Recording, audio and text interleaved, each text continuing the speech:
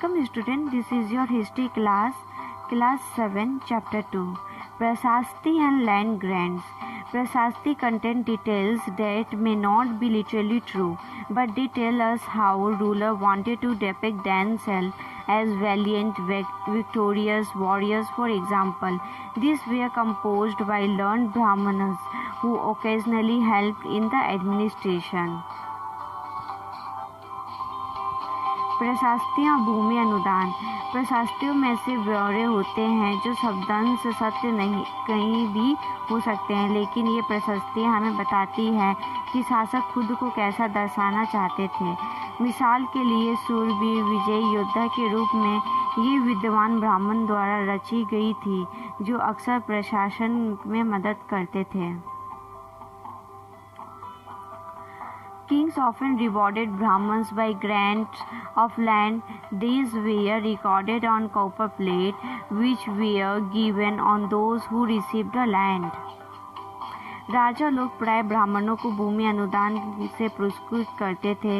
ये ताम्र पात्रों पर अभिलेखित होते थे जो भूमि पाने वाले को दिए जाते थे।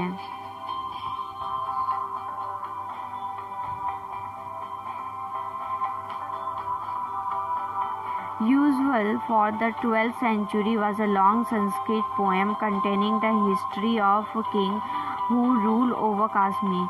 It was composed by an author named Kalhana. He used a variety of sources including inscription, document, eyewitness accounts and earlier history to write this account. Unlike the writers of Prashasti, he was often critical about rulers and their policies. 12वीं शताब्दी में एक वृत्त संस्कृत काव्य भी रचा गया, जिसमें कश्मीर पर शासन करने वाले राजाओं का इतिहास दर्ज था। इसे कल्हण नामक एक रचनाकार द्वारा रचा गया।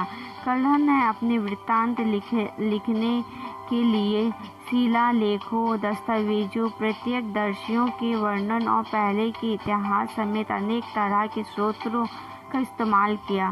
प्रशास्तियों के लेखकों से भिन्न वहाँ अक्सर शासकों और उनकी नीतियों के बारे में आलोचनात्मक रूप दिखलाता है, इसलिए 12वीं सदी के बाद यह असाधारण ग्रंथ था। Warfare for wealth. You may have noticed that each of these ruling dynasty was based in a specific region. At the same time, they tried to control other areas.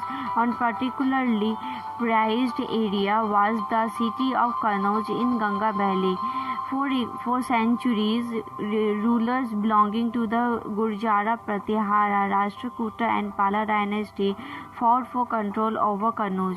Because there were three parties in this long-drawn conflict, historians often described it as the tripartite struggle. आपने यह गौर किया होगा कि इसमें से प्रत्येक शासन राजवंश का आधार कोई क्षेत्र विशेष था, जो वे दूसरे क्षेत्रों पर भी नियंत्रण करने का प्रयास करते थे। एक विशेष रूप से छाननीय क्षेत्र था गंगा घाटी में कन्नौज नगर। गुर्जर, प्रतिहार, राष्ट्रकूट और पाल वंशों के शासक सदियों तक कन्नौज के ऊपर नियंत्रण को लेकर आपस में लड़ते रहे। चूँकि इस लंबी चली लड़ाई में 3 पक्ष थे, इसलिए इतिहासकारों ने प्राय इसकी चर्चा त्रिपक्षीय संघर्ष के रूप में की है।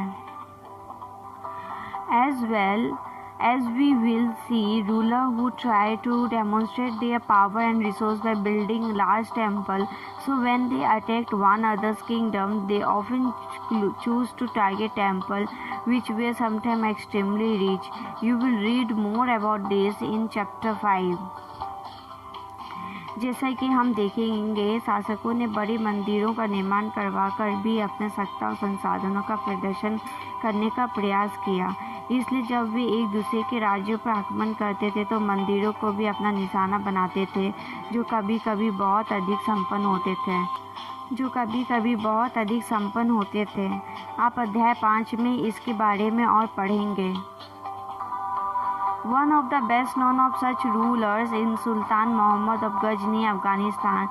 He ruled from 997 to 1030 and extended control over parts of Central Asia, Iran and the northwestern part of the subcontinent. He raided the subcontinent almost every year.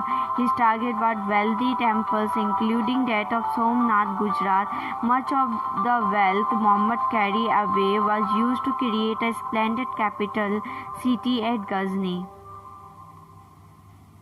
Afghanistan में गजनी का सुल्तान महमूद ऐसे शासकों में से थे सबसे प्रसिद्ध थे। उसने 997 से 1023 तक शासन किया और अपने नियंत्रण का विस्तार मध्य एशिया के भागों, ईरान और उपमहाद्वीप के उत्तर पश्चिम हिस्से तक किया।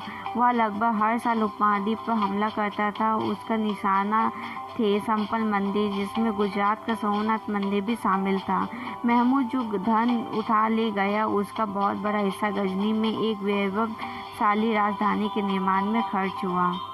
This is the end of this video. If you have any doubt, please let us know. We will try to clear your doubts in another video. अगर आपको कोई संदेह है तो कृपया करके हमें बताइए। हम अगले वीडियो में आपके संदेह को दूर करने का प्रयास करेंगे।